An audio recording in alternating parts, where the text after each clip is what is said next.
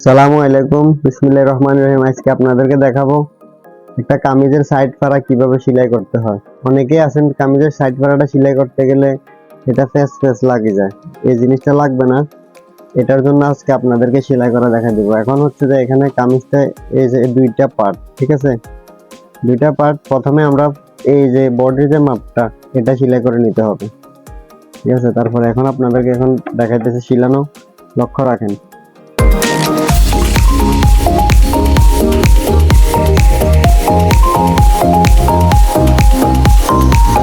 এই যে এখানে যে সাইড ফাড়াটা আছে, সাইড ফাড়াটা পর্যন্ত আমরা এখানে সেলাই করে নেব, ঠিক আছে।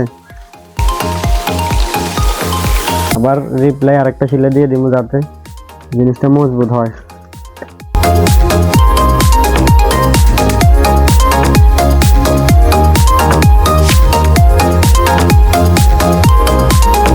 এখন হচ্ছে আমরা যে কাজটা, এই কাজটা হচ্ছে এটা, এই যে কামিজের এই যে সেলাইটা মারলাম, ঠিক আছে। এখন আমরা একটা সাইড সেলাই করে নেব। অনেকে যে জিনিসটা যে ধরে, এটা এভাবে ধরতে হবে, এভাবে দিয়ে এভাবে একটা হালকা করে বাঁশ দিয়ে দিবেন এই পরিমাণে, বেশি মোটাও না বেশি চিকনও না, ঠিক আছে। এই পরিমাণটা হবে ঠিক এরকম, ঠিক আছে। এই যে এটা বরাবর ধরবেন, ধরার পরে আস্তে আস্তে উপরের দিকে সেলাই মারতে মারতে যাবেন, ঠিক আছে। আমি আপনাদেরকে দেখিয়ে দিচ্ছি। আর এটা মারার সময় লক্ষ্য রাখতে হবে যাতে এই যে এটা যাতে বাহির না হয়, ঠিক আছে, এটা ভিতরে থাকবো, ঠিক আছে।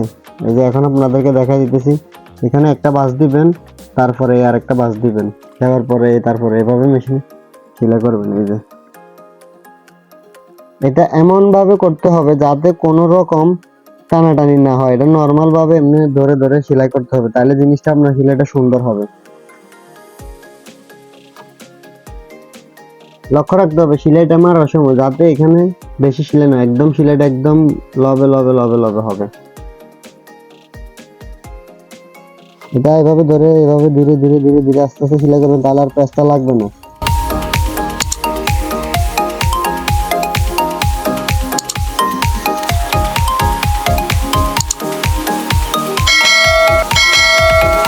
তারপরে এখানে সাইডে আসার পরে এখানে এইভাবে হালকা করে একটা ডলা দিয়ে দিবেন যাতে জিনিসটা ফিনিশিংটা ভালো হয়।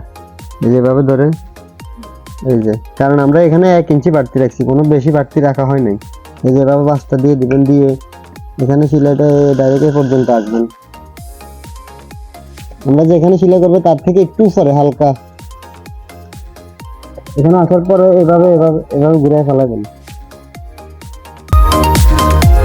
এখন এটা হচ্ছে গিয়ে যখন সেলাই করবেন তখন এটা লক্ষ্য রাখতে হবে, এটা সুন্দরভাবে এভাবে বাঁশ দিয়ে যাতে এটা কোনো রকম পেঁচ না খায়, এই কারণে এটা এভাবে বাঁশ দিয়ে দিবেন। এই পাশটা যেরকম মোটা হয়েছে ওই পাশটা এরকমই হবে, দুটোটা সমান বাজে হবে, ঠিক আছে। প্রয়োজনে ধীরে ধীরে মেশিনটা চালিয়ে একদম সেলাইটা একদম নিচে লবে দিবেন, তারপরে এভাবে ঘুরে ফেলবেন।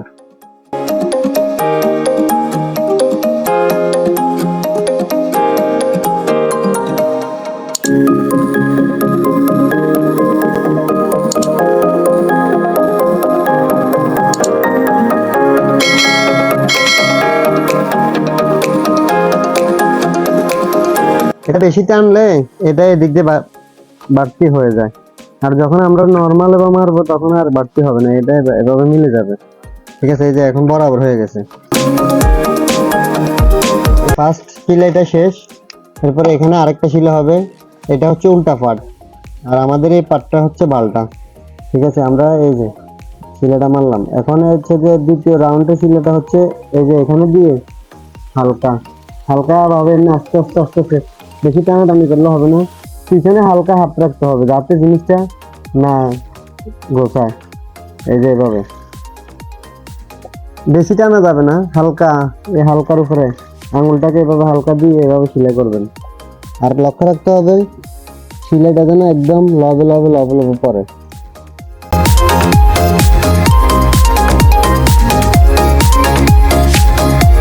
আসার পরে এখানে কতটুকু পর্যন্ত নেবেন, এখানে হচ্ছে গিয়ে এখানে যে আরেকটা সেলাই আছে এটা পর্যন্ত নিলেই চলবে, বেশি লাগবে না। এই যে আবার লক্ষ্য রাখতে হবে নিচে যেন কোনো রকম না আটকে যায়। এভাবে ঘুরিয়ে তারপরে এই যে এভাবে আবার ঠিক আগের নিয়মে হালকা করে ধরে সেলাই মারতে হবে। এই যে